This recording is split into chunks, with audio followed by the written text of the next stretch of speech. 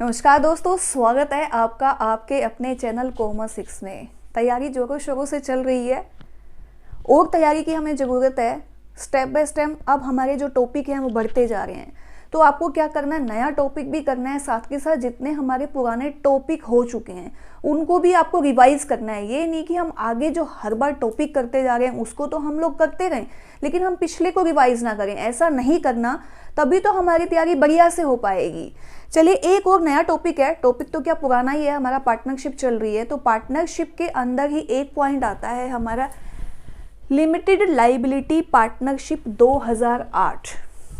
हमने पिछली बार जो किया था वो हमने किया था पार्टनरशिप फर्म की थी। मैंने आपको पिछली बार करवाया था पार्टनरशिप एक्ट 1932। उसके बारे में पूरा अच्छे से बताया था कि जितने जो पार्टनर्स हैं उनकी जो लाइबिलिटीज़ है वो कैसे कैसे होती हैं, कितने टाइप्स के पार्टनर हैं। और उसके बाद धीरे धीरे जैसे जैसे टाइम बढ़ता गया, 2013 के अंदर जो कंपनी एक्ट बना था, 13 के अंदर जो कंपनी एक्ट बना उसके अंदर जो मेंबर थे वो बढ़ाए गए, क्योंकि जैसे जैसे ज़रूरतें बढ़ती जाती हैं तो मेंबर भी बढ़ते हैं। पहले 32 के अंदर जो हमारे मेंबर थे वो 20 थे और बैंकिंग सेक्टर के अंदर 10 थे। फिर उसके बाद क्या हुआ, हम लोग 2008 को पढ़ रहे हैं तो हम 2013 को भी नहीं पढ़ेंगे। पहले हम इसके बारे में देख लेते हैं। तो क्या हुआ कि इसकी बहुत सारी डीमेरिट्स थी। डीमेरिट के अंदर सबसे बड़ी डीमेरिट क्या है, unlimited liability. Unlimited liability, unlimited liability इसके अंदर जो है पार्टनरशिप फर्म के अंदर आई कि आप अगर मान लो किसी भी कारण से जो पार्टनरशिप फर्म है वो इंसॉल्वेंट हो जाती है, दिवालिया हो जाती है, तो उन्हें क्या है, अपना हिस्सा तो देना ही पड़ेगा, साथ में जो पर्सनल एसेट है उसको भी देना पड़ेगा। तो इस ड्रॉबैक को ख़त्म करने के लिए, और साथ के साथ क्या था, ये जो प्राइवेट लिमिटेड कंपनी है, प्राइवेट लिमिटेड कंपनी के अंदर खास बात क्या है इसकी, ये है जी अनलिमिटेड लाइबिलिटी। ये है हमारी limited liability, limited liability. Private company के अंदर जितने भी शेयर होल्डर्स होते हैं, जितने भी मेंबर्स होते हैं, उनकी जितनी भी लाइबिलिटी होती है वो क्या है जी, लिमिटेड होती है। तो इसको मिलाकर, इसकी बात को मिलाकर और इन्होंने क्या किया, एक एक्ट बना दिया कि ऐसा कुछ हो कि हमारी जो लाइबिलिटी है ना वो तो लिमिटेड हो जाए, लाइबिलिटी तो लिमिटेड हो जाए जैसे कंपनी की है, लेकिन इसके जो मेंबर है ना, मेंबर क्या है, मेंबर कितने हो सकते हैं, 200 हो सकते हैं। प्राइवेट कंपनी के अंदर मैक्सिमम 200 मेंबर हैं। अब 200 मेंबर हैं तो क्या ऐसा किया जाए कि मेंबर की भी लाइबिलिटी जो है ना, लिमिटेशन, वो भी खत्म हो जाए। तो एक एक्ट आया जी हमारा LLP, जिसे हम लोग बोलते हैं लिमिटेड लाइबिलिटी पार्टनरशिप। इसके अंदर क्या हुआ, दोनों की दोनों कमियों को पूरा कर दिया गया। दोनों की दोनों कमियों को पूरा किया गया कि जो भी मेंबर्स हैं ना, वो उनकी जो लाइबिलिटी है वो क्या होगी, लिमिटेड होगी। लिमिटेड लाइबिलिटी यानी कि जितना शेयर वो लगाएंगे केवल उतनी ही, उससे ज़्यादा के लिए वो लाइबल नहीं होंगे। पहले वाली पार्टनरशिप के अंदर क्या था, जो हमारी पार्टनरशिप फर्म थी उसमें मान लो जितने भी मेंबर्स हैं उन्होंने अगर अपनी पर्सनल पूंजी लगाई, मान लो 1 लाख और 1 लाख रुपए, नुकसान हो गया 3 लाख रुपए का, तो 1 लाख रुपया तो इसका चला गया। मान लो ये राम है और ये मोहन है, दोनों को नुकसान हो गया, दोनों ने मिलकर पार्टनरशिप करी थी, तो 1 लाख रुपया ये और 1 लाख रुपया ये तो गया। साथ में जो 1 लाख रुपया फिर भी रह गया वो भी देने के लिए इनको अपनी पर्सनल एसेट को भी बेचना पड़ता था। ये होती है अनलिमिटेड लाइबिलिटी। तो अनलिमिटेड लाइबिलिटी को खत्म करने के लिए क्या आ गया जी, अब आया जी LLP, लिमिटेड लाइबिलिटी। ये सबसे बड़ा ड्रॉबैक था किसका, पार्टनरशिप फर्म का 1932 के अकॉर्डिंग। तो 1932 के अकॉर्डिंग ये जो ड्रॉबैक है इसको खत्म कर दिया गया। मेंबर जो 20 थे, 2013 में तो 50 हैं, तो ये इसकी लिमिट को भी ख़त्म कर दिया गया कि मेंबर की भी कोई लिमिट नहीं है। तो जरा हम एलएलपी को पढ़ लेते हैं कि ये क्या होता है, कैसे रजिस्टर्ड होता है, क्या इसके मेन आर्टिकल्स हैं, इसको थोड़ा सा ध्यान से देखते हैं, समझ में आएगा आपको। पिछली बार नेट के अंदर इसका क्वेश्चन आया हुआ था 2019 के अंदर, तो चांसेस हैं कि हमारे पेपर के अंदर भी इसमें से क्वेश्चन आ सकता है। अगर आपका क्वेश्चन, ध्यान रखिए इस बात को ध्यान से समझिएगा, अगर आपका क्वेश्चन सिंपल आता है 1932 के अकॉर्डिंग पार्टनरशिप फर्म का, अगर पार्टनरशिप फर्म में से आता है तो 1932 के हिसाब से जो रूल एंड रेगुलेशंस हैं आपको उसको फॉलो करना है, उसके हिसाब से ही क्वेश्चन का आपने जवाब देना है। लेकिन अगर आपका इससे रिलेटेड क्वेश्चन आ जाता है तो क्वेश्चन कैसे कैसे बन सकते हैं, एक तो मैं आपको ये बताऊंगी, वो बताने से पहले थोड़ा सा ये कंसेप्ट आपको क्लियर करना पड़ेगा। अगर आपका ये कंसेप्ट क्लियर होगा तभी तो इसमें से अगर कोई क्वेश्चन आ जाता है तो आप उसको अच्छे से अटेम्प्ट कर पाएंगे, ठीक है। तो ये समझने के लिए आपको ये समझना पड़ेगा। तो मैं आपको अब जो इसका पूरा का पूरा जो ओवरव्यू है वो मैं देती हूँ, ताकि आपका कोई भी क्वेश्चन अगर इससे रिलेटेड आ जाए तो आप उसमें फंसे नहीं। देखिए ध्यान से,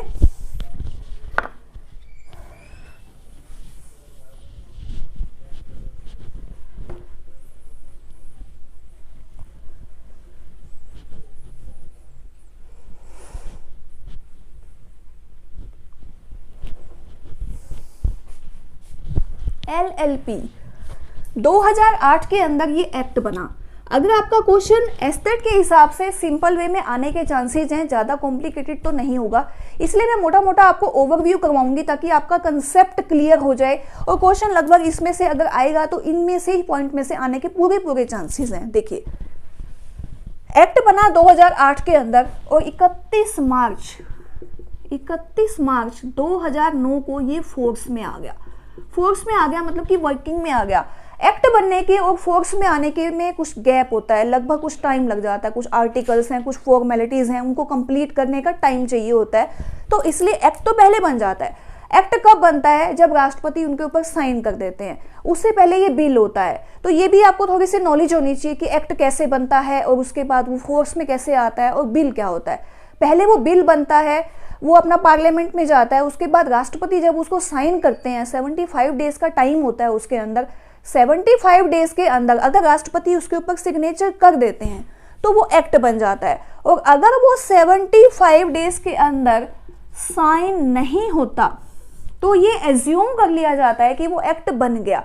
सही 75 डेज वाले दिन एक्ट बन जाता है, अगर बशर्ते कि अगर राष्ट्रपति उसको रिजेक्ट ना करे तो, या तो राष्ट्रपति उसको साइन करेंगे या फिर राष्ट्रपति जी उसको साइन नहीं करेंगे तो ये मान लिया जाएगा कि वो एक्ट बन गया है 75 डेज के बाद। लेकिन ऐसा भी हो सकता है कि वो उसको रिजेक्ट भी कर दें। ठीक है, ध्यान से कि एक्ट बना ये 2008 में और फोर्स में आ गया 31 मार्च 2009 को। कुछ बुक्स के अंदर 1 अप्रैल 2009 भी है, तो देख लीजिएगा कि जोन सा ऑप्शन में आता है। फोर्स में 31 मार्च 2009 को आया ये, और उसके बाद क्या हुआ जी, इसकी क्या क्या सिस्टम होता है वो मैं बताती हूँ। ROC होता है एक, ROC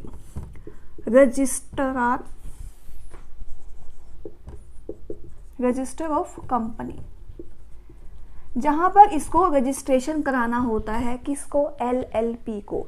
अब देखिए, registrar of company,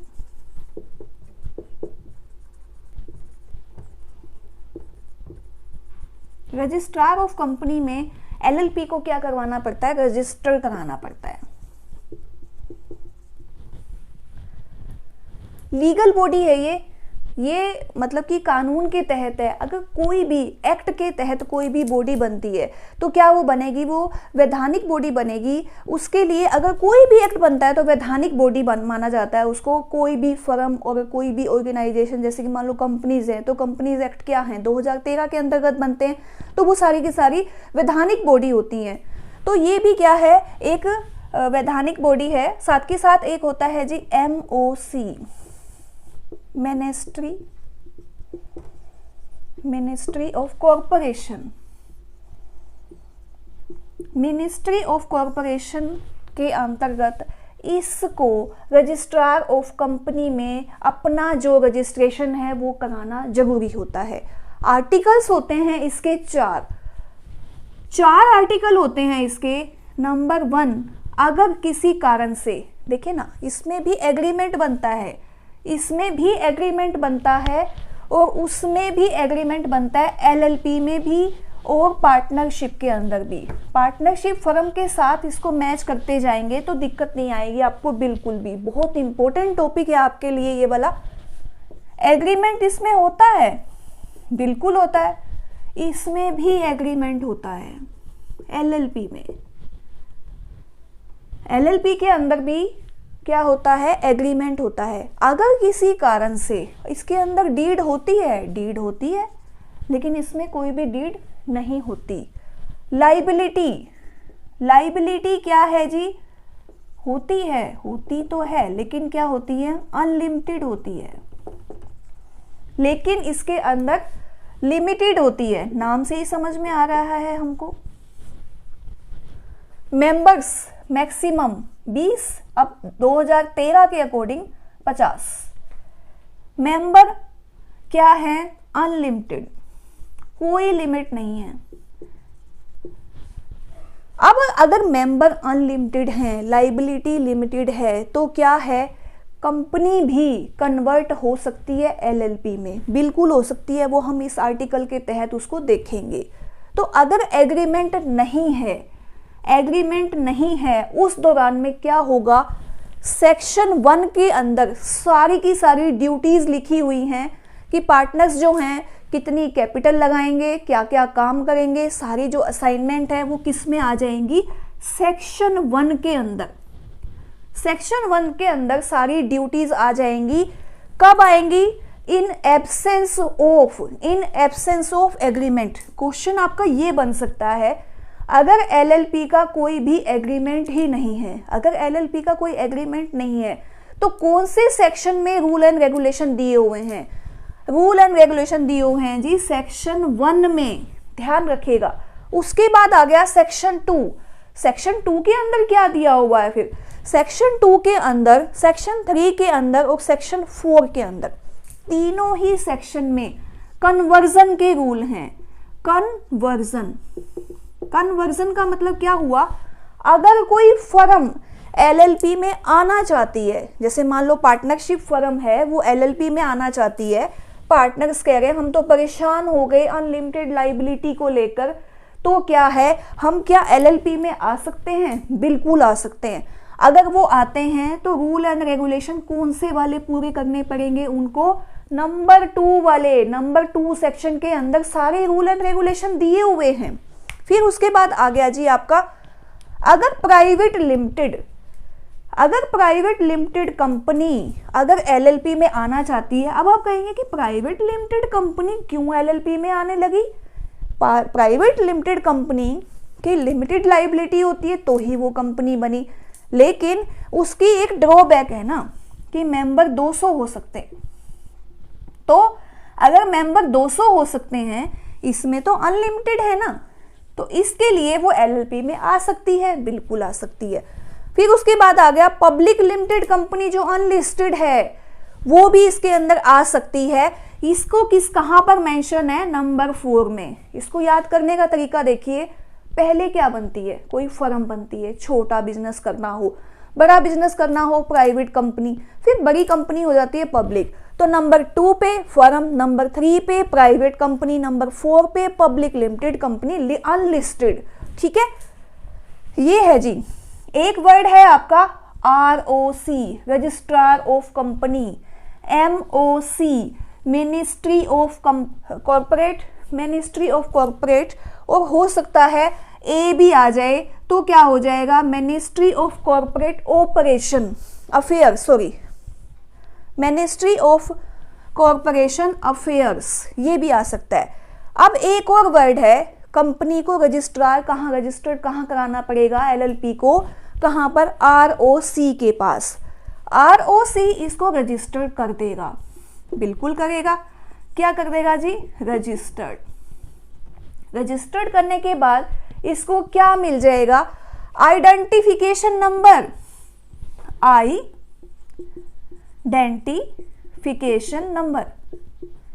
identification number मिल जाएगा।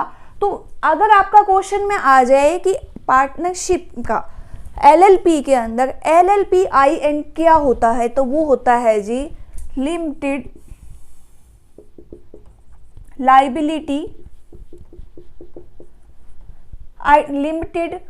Liability partnership identification number.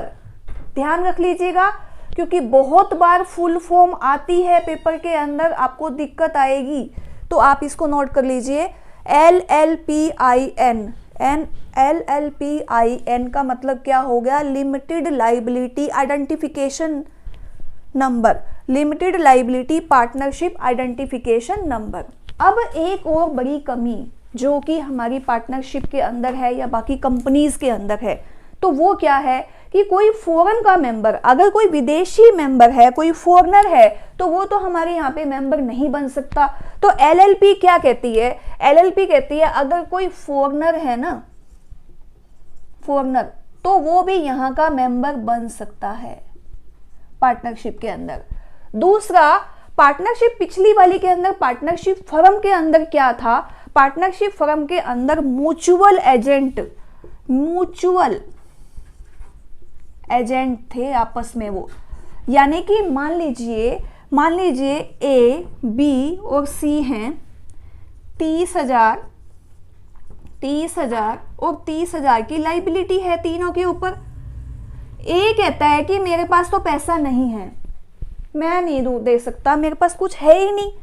तो पहले B और C अपनी लाइबिलिटी को पूरा करेंगे, फिर वो A की लाइबिलिटी को भी पूरा करेंगे, जिसको हम लोग क्या बोलते हैं? एक तो हम लोग बोलते हैं उसको ज्वाइंट लाइबिलिटी हम लोग उसको बोलते हैं कि A जो है, A क्या है? A की लाइबिलिटी को भी B और C पूरा करेंगे। म्यूचुअल एजेंट है, आपस में उनकी अंडरस्टैंडिंग है, अगर कोई दूसरा फंस जाता है तो पहले वाले को उसकी लाइबिलिटी को पूरा करना पड़ेगा। ठीक है, ये पॉइंट भी कहां दूर हो गए? लिमिटेड लाइबिलिटी पार्टनरशिप के अंदर। एक और पॉइंट है जी आपका, ध्यान से देखिए, तभी आपको समझ में आएगा, नया कंसेप्ट है आपके लिए, पेपर में आने के चांसेस हैं, क्योंकि पिछली बार 1932 के पार्टनरशिप फर्म में से क्वेश्चन आया हुआ है, तो हो सकता है LLP में से क्वेश्चन आ जाए, क्योंकि जनरली LLP एस्टेट में करवाया नहीं जाता। तो अभी मैं आपको इसलिए करा रही हूँ क्योंकि हमारा जो लेवल है हर बार बढ़ता जा रहा है, नेट के क्वेश्चन रिपीट हो रहे हैं इसके अंदर, तो हो सकता है ये वाला टॉपिक भी आपका आ जाए, उम्मीद है, इसलिए इसको ध्यान से देखिए, इंपॉर्टेंट है आपके लिए। ठीक है, उसके बाद एक और पॉइंट है कि मेंबर कौन कौन से बन सकते हैं? मेंबर वही बन सकते हैं जो पार्टनरशिप फर्म के अंदर थे। क्या है जी? दिवालिया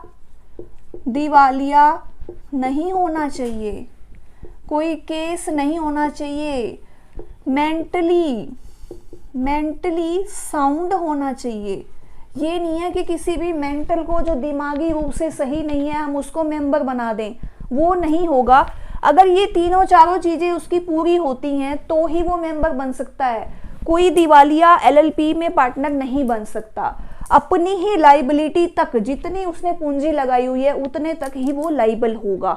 ठीक है, ये कुछ पॉइंट थे इसके, जिसमें क्या है आपका क्वेश्चन आने का चांसेस है LLP में से। एक बार मैं आपको रिपीट कराती हूँ मेन पॉइंट इसके, ताकि आपका ये क्लियर हो जाए कंसेप्ट।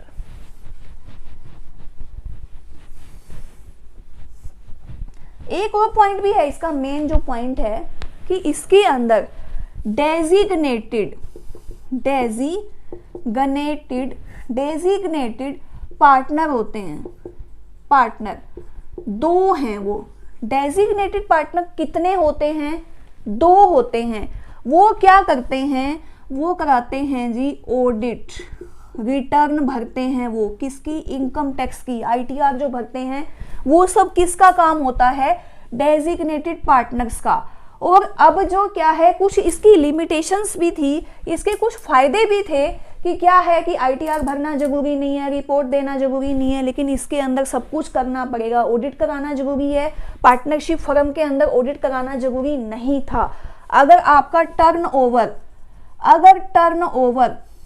40 लाख से ज्यादा है, 40 लाख से ज्यादा है, तो क्या है जी, आपको ऑडिट कराना जरूरी होगा। अगर आपका टर्नओवर 40 से ज़्यादा है तो आपको ऑडिट कराना पड़ेगा, और अगर आपकी कैपिटल 25 लाख से ज़्यादा है तो भी आपको ऑडिट कराना पड़ेगा, ये भी आप ध्यान रखिएगा। अब देखिए ध्यान से, एलएलपी एक्ट 2008 में आया, 2009 में फोर्स में आया। किसकी कमी को पूरा करने के लिए आया? एक तो कंपनी की जो कुछ कमियां थी और कुछ पार्टनर्स की। कंपनी की क्या कमी थी कि लिमिटेड लोग थे उसके अंदर, 200 से ज़्यादा मेंबर नहीं बन सकते थे प्राइवेट कंपनी के अंदर। तो क्या हुआ, इसके अंदर अनलिमिटेड है। फिर आया पार्टनरशिप फर्म के अंदर अनलिमिटेड लाइबिलिटी थी। लोग परेशान थे कि हम लोग पार्टनर तो बन जाए लेकिन कभी हमारी खुद की प्रॉपर्टी सेल ना हो जाए। अच्छा, अब एक और पॉइंट है कि जो पार्टनरशिप फर्म 1932 के अकॉर्डिंग लगे हुए हैं, काम कर रहे हैं, उनके ऊपर 2008 लागू नहीं होगा। और जो 2008 के अकॉर्डिंग वर्क कर रहे हैं, जो रजिस्टर्ड हैं, उनके ऊपर पार्टनरशिप फर्म एक्ट 1932 लागू नहीं होगा, ये ध्यान रखिएगा आप। अच्छा, इसमें 2 डेजिग्नेटेड पार्टनर्स होते हैं, 2 जो क्या करते हैं जी, ऑडिट कराते हैं, रिटर्न भरते हैं, सारी रिपोर्टिंग वगैरह करते हैं, वो सब करते हैं। 40 लाख से ज़्यादा की टर्नओवर है तो ऑडिट कराना जरूरी है। 25 लाख से ज़्यादा की कैपिटल है तो ऑडिट कराना जरूरी है। 4 इसके सेक्शन होते हैं, देखिए ना। ड्यूटीज कैसे कैसे हैं? अगर एग्रीमेंट ही नहीं हुआ तो क्या होगा, सेक्शन नंबर 1 के अकॉर्डिंग सारी ड्यूटीज को एजेंट को, उसको पार्टनर्स को फॉलो करना पड़ेगा। अगर फर्म कन्वर्ट होती है तो सेक्शन 2 के अकॉर्डिंग कन्वर्ट होगी। अगर प्राइवेट कंपनी कन्वर्ट होती है तो 3 के अकॉर्डिंग कन्वर्ट होगी। अगर पब्लिक लिस्टेड कंपनी कन्वर्ट होती है तो 4 सेक्शन के अकॉर्डिंग कन्वर्ट होगी। ये इसके कुछ मेन पॉइंट्स हैं। म्यूचुअल एजेंट नहीं होंगे। ROC registrar of company, MOC ministry of corporation, अगर ए आ जाए तो मिनिस्ट्री ऑफ कॉर्पोरेशन अफेयर, और अगर MCA आ जाए तो मिनिस्ट्री ऑफ कॉर्पोरेशन अफेयर हो जाएगा। LLPIN limited liability partnership identification number, अगर कंपनी जो फर्म है वो रजिस्टर्ड हो जाती है LLP के तहत तो इसको एक पर्टिकुलर यूनिक नंबर मिलेगा। ये है क्या, ये क्वेश्चन आ जाएगा आपका, तो आपने ये बताना है कि ये एक यूनिक नंबर है। ठीक है, ये कुछ पॉइंट थे आपके। उम्मीद करती हूँ कि ये कंसेप्ट आपका कुछ क्लियर हुआ होगा। नया कंसेप्ट है, इसलिए एक बार अगर आपको समझ में ना आया तो आप वीडियो को 1-2 बार देखेंगे तो अच्छे से आपका ये क्लियर हो जाएगा। पार्टनरशिप की कमियों को पूरा करने के लिए और लिमिटेड जो कंपनी है उनकी कमियों को पूरा करने के लिए बनाया गया था। उम्मीद करती हूँ मेरी ये वीडियो आपको पसंद आई होगी। अगर आपको ये पसंद आई है तो लाइक कीजिए, शेयर कीजिए, और अगर अभी तक भी आपने मेरे चैनल को सब्सक्राइब नहीं किया तो आप सब्सक्राइब कीजिए। पूरी की पूरी एस्टेट की जितनी भी आपका सिलेबस है वो सब करवाया जाएगा।